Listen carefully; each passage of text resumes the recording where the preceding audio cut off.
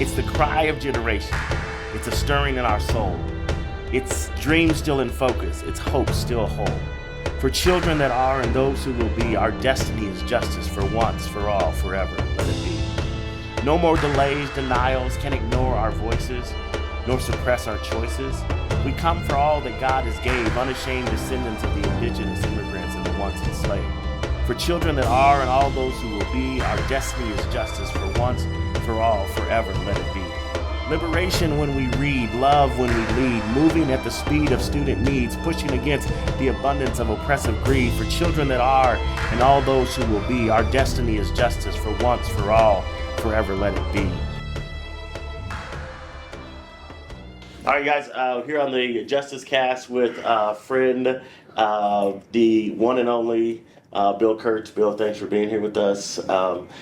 Tell folks who may not know you, I mean, you're a legend around here in these parts. Tell folks a little bit about you, and then we'll dive into some of this conversation around justice. All right, it's good to be here, Vernon. Thanks, man. It's good to be here. I like these Justice Cast. Yeah, you know, it's a good opportunity for us. It's a nice little name, nice little twist on the podcast. Yeah. Like it. Well, I came out to Denver in 2003. Yeah. And had the privilege and opportunity to work with the founding team to start DSST. Which is Denver School of Science and Technology. It was Denver School of Science and Technology back in the day.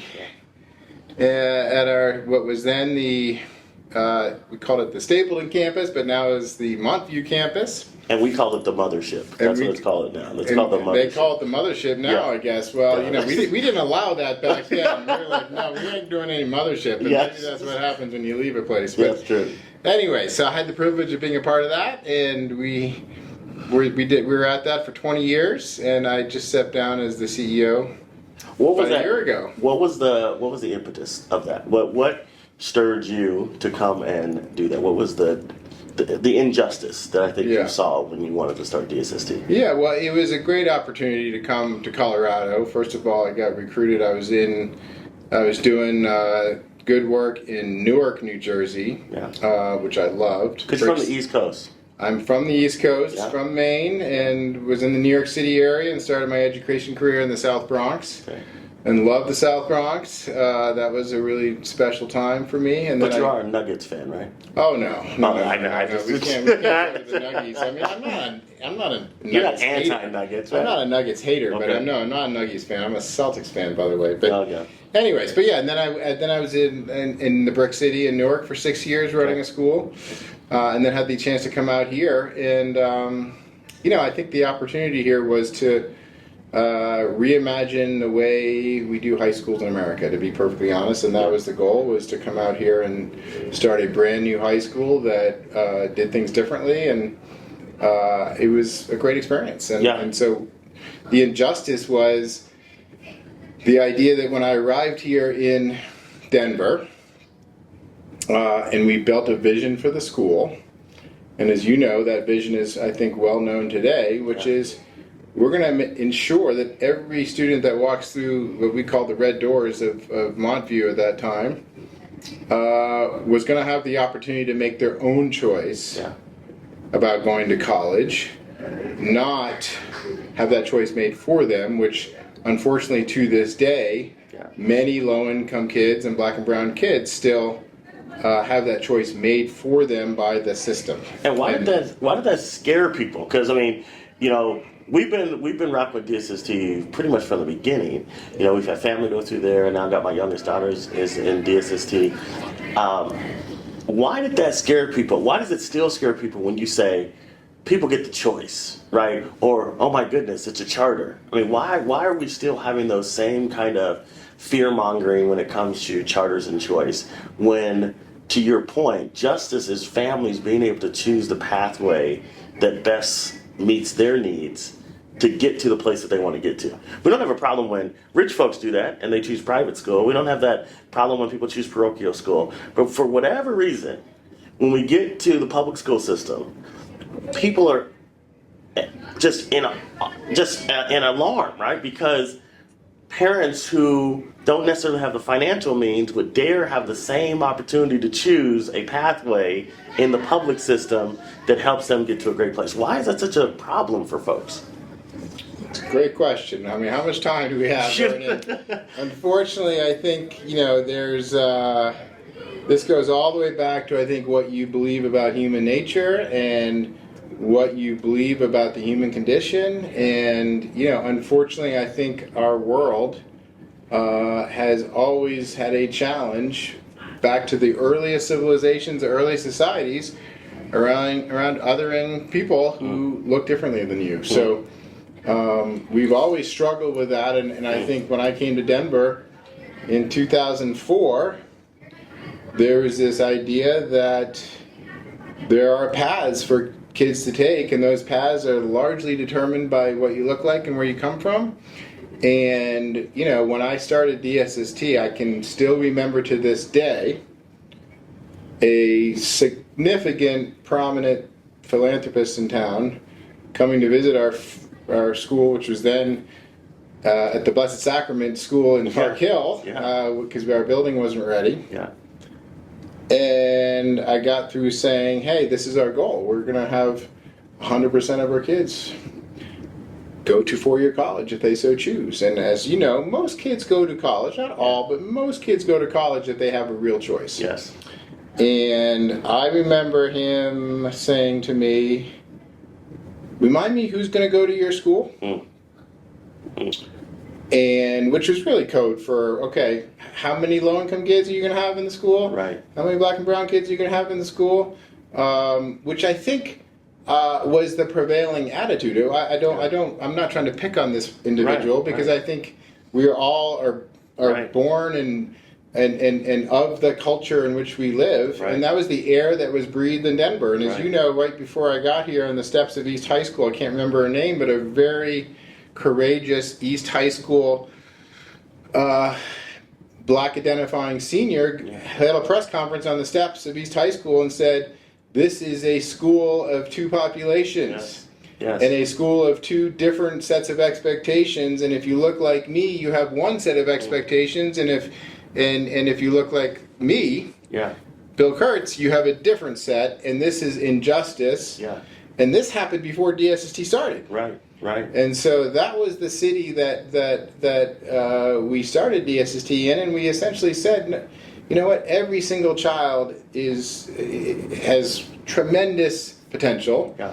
We all have the capacity to learn in enormously significant ways. Yeah. And we all deserve to have the opportunity to get the world-class education that our country provides. And shouldn't that be, to me, the mindset, the mentality of the system, period, in public education, right? Why is it that this liberated mindset, this all children mindset that you brought, and we can get into like how other folks argued that and said, it's not really about all kids, which, all they're creaming off the top, all the stuff we heard during those days. But why would that not be the mandate of the public school system who's serving all kids within a city to say, these structures and systems that have not been working, that have been failing children, it is incumbent upon us to right these wrongs, to change these systems expeditiously, because it's not yielding the end that we want. Because, black and brown families are sitting there saying, well, maybe you don't want the same end. Maybe, to your point, maybe you've othered us and said, okay, this path is for the college kid. This path is for the kid who we just need them to be the frontline worker. We're not going to talk to them about engineering opportunities. We're not going to talk to them about science. We're not going to talk to them about math. We've already concluded that they can't learn those things. And here comes this guy from the East Coast who dares say, yeah, they can. And we want to be able to provide those opportunities for them. I remember from the first days at DSST, I think the biggest challenge was it was a different atmosphere than the kids were used to in a traditional public school. There was a little bit, I think those were back in the days when we were like, no excuses models came out, and that's folks kind of launched charters with this kind of framework. What I have been so proud of over the last 20 years is that I think to see the growth and progression and the maturing of DSST, that it has shown that you can be nimble and adapt to the students that are actually in front of you and still achieve a goal. How did you do that? How did you? Well, I think it's important to know, and I would say that, I mean, DSST was always built on a set of values, not on compliance. Yeah. And I think we were of the no excuses era, but not formed in a no excuses model. Yeah. And we always, as you know, from the very beginning, were centered on living a set of core values. Do you know them by heart still? That apply to all of us. What? Do you know them by heart still? Of course. Respect, responsibility, and courage, curiosity, doing your best, and integrity. Look at this. He's not. You're not rusty yet, so you still got it going. You know, I think the that you know, we all values inspire heart change, soul change, not compliance. Yeah. And to the best of our ability, that's what we wanted to do, is build a community centered on values that all of us, me, our teachers, our students, our parents, embraced living in a community that was centered on a shared set of values on how we work, live, learn, teach together. Yeah. And we knew that when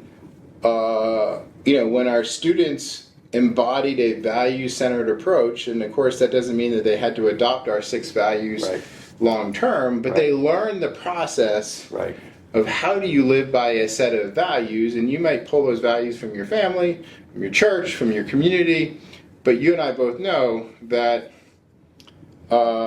I think to live a fulfilling life, and a life where you have impact and you have integrity, learning how to live by a set of values is a hard thing to do because values conflicts come up every day and we don't do it perfectly, but that was the goal. And so that's why I think DSST, the interesting thing is we have adapted and made changes for sure, but the core of who we are has been the same for the last 20 years, and I think a lot of folks have watched school districts, charter networks in town, lots of folks who have made big right turns, left turns, and tried to meet the moment in their own way. And some of those changes are good, but I think we did have a clear sense of who we hope to be and wanted to be, and I think we've stayed true to that. And as you know, even today, like DSST nationally is one of the leading networks in the country, any charter network in the country, for job satisfaction for its alumni, earning potential and power of its alumni. We're one of the best in the whole country because we had a focus on preparing our students for the highest paid, highest need jobs in STEM. We had a focus on preparing our kids for the workplace.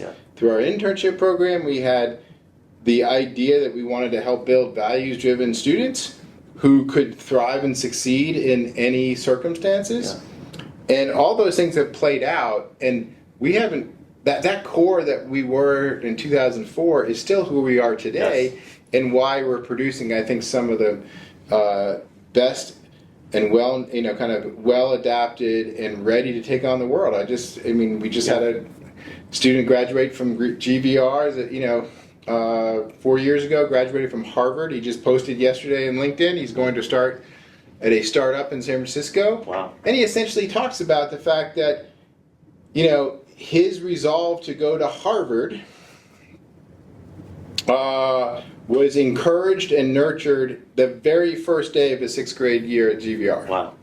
Period. We appreciate that GVR shout out. And yes, it's the great school director Caroline Gaudiani, who he shouts out in his post. These are thousands of stories now of DSST grads that are changing the world. And you're telling me right now that all these success stories have caused the traditional leaders of the traditional system to come to DSST and learn, as charters we're supposed to be, right? We're supposed to be these innovation labs where we are piloting these new things, these new changes, and the traditional system is supposed to come, learn those things, and help make adjustments to the larger system. Is that happening at the level that you believe will bring justice? No. And I think that, and DSST is not perfect, and we have plenty of places to grow and get better at.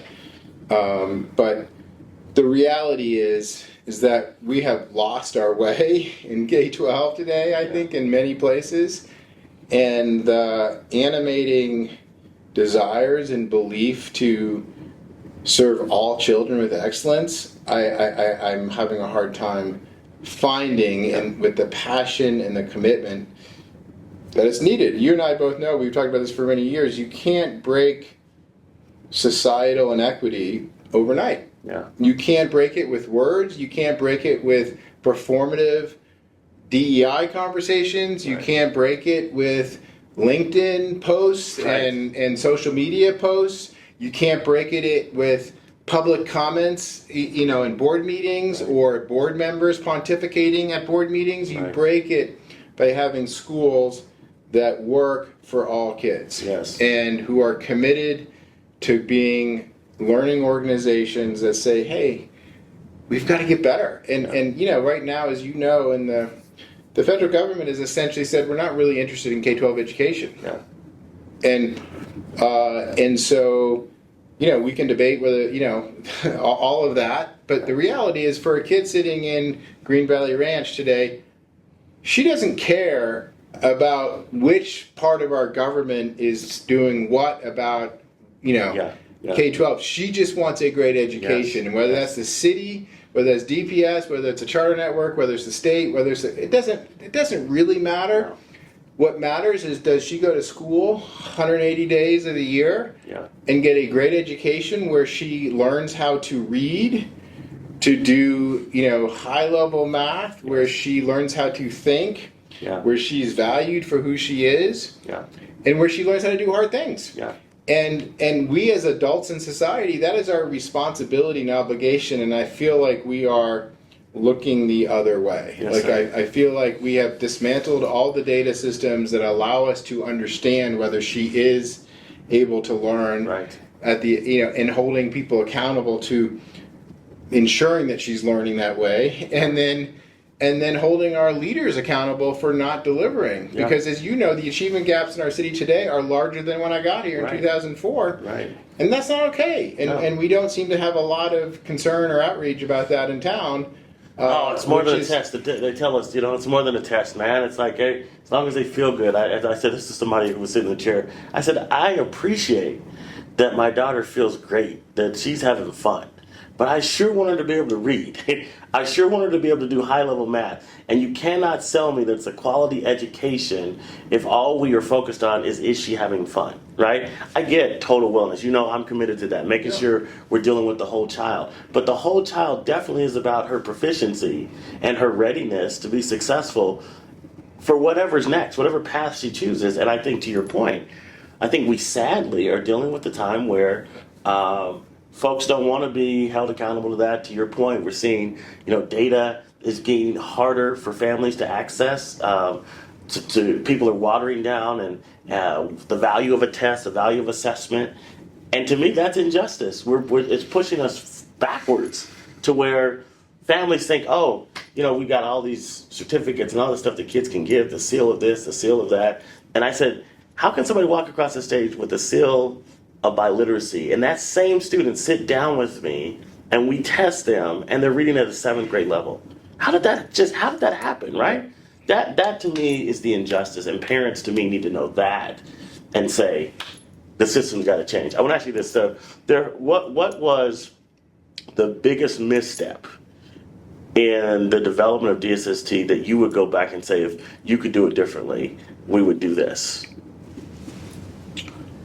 Our biggest misstep was we took off a little bit of our foot on the pedal around challenging our kids to do hard things. Yeah. And I think I think we responded to pressure that I think was well intentioned but not well thought out, around rigor, around expectations, around we don't think kids can do this. Yeah. And I think our response was well intentioned but not well thought out. Yeah. And in the end, I think we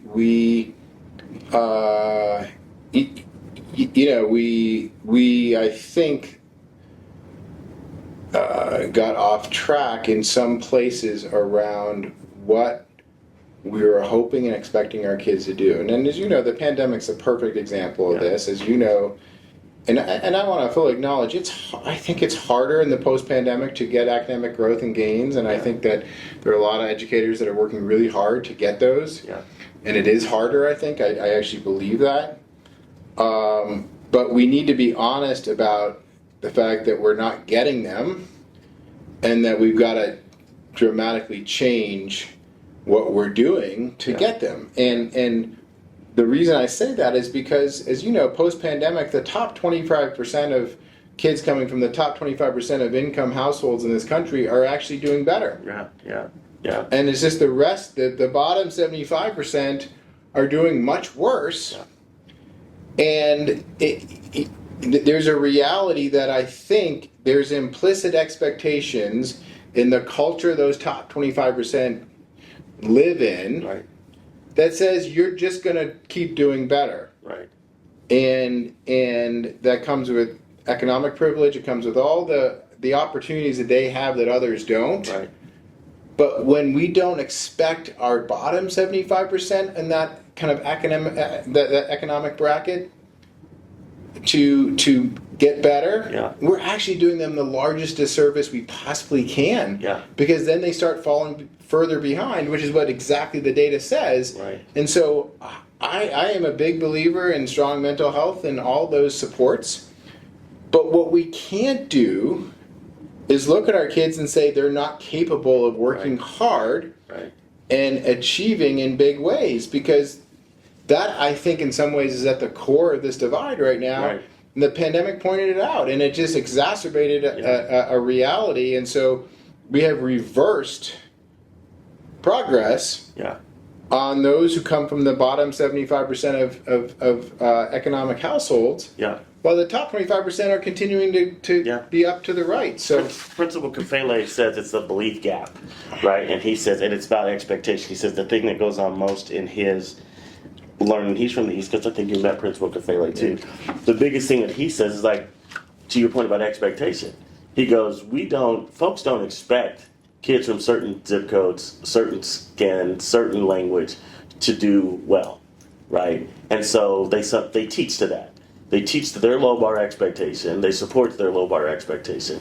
But he says every place that he's led, every school that he's been in, where he's gone in and raised the expectation and closed the belief gap, he's seen those very same kids do what the top 25% of kids can do. And you can't argue that, right? The kids come into a room and they know you're not expecting me to do it. Kids are going to live up to your expectation.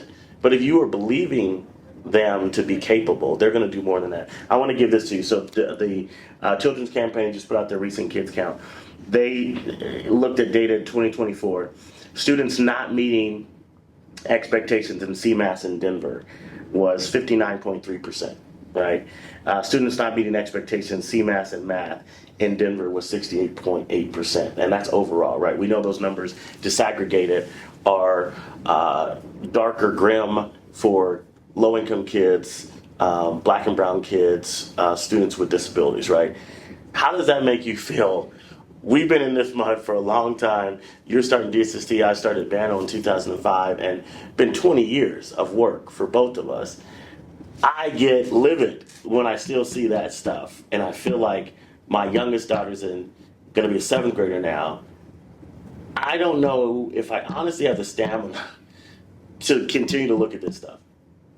Yeah, it's enormously disappointing, and we have reversed in so many ways real trends of progress. And I think I'm most disappointed and upset about the fact that I feel like the general population of Denver, both leaders and voters, and this doesn't really matter. And I think that we have a crisis in our city, and we can talk about all the national politics stuff that's going on and how upsetting it can be and how difficult and frustrating it can be. But we have a crisis in our city right now that is going to have probably longer term impacts on the health and wellness of people, communities and our city than any of the stuff happening federally. Yeah. And we don't seem to have the appetite and the courage to address it. Yeah. And so, that's what really frustrates me is we can do something about this. Yeah. We can certainly try to do things about federal things we don't like, but as we know, that's hard because protests and all the rest of it are, have limited impact. But we have the chance to do something about this right now. Yes. And boy, I would love our leaders of our city to stand up and say, this is not okay. Yeah, it's not acceptable. This is not okay. Right. We have a crisis. And I'm thankful that we've worked really hard to support the unhoused in the city. That's great. Yeah. But what about all of our kids? Right. Right. I mean, we have kids who can't read. Right. And most of our kids, not we have kids, most of our kids can't read at a level. And so 90,471 kids. Yeah. That are captured in those data points, right? Yeah, it's just not okay.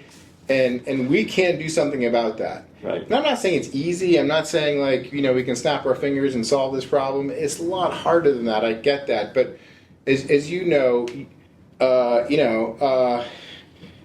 I don't remember the quote, but James Baldwin basically has a quote that says, you can't change something you don't face. And I can't remember exactly what the quote is, but we have to have leaders stand up and say, this is just not okay. Right.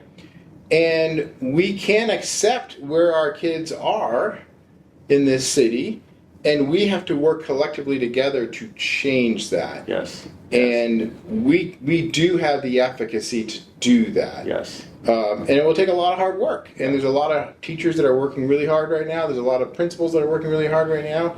And they need support, and they need direction, they need leadership. They need the commitment of our city to say, hey, we can change this. Right. And we need to change this for the economic wellness and well-being of our communities and city. Most definitely. And that's what I'm most angry about is I know how we get to these numbers, unfortunately. Right. We've seen that movie. Yes. So that we could talk about that, but our lack of commitment and courage to do something about it is actually what makes me angry. Yeah. Appreciate your time. It goes fast when you're out here.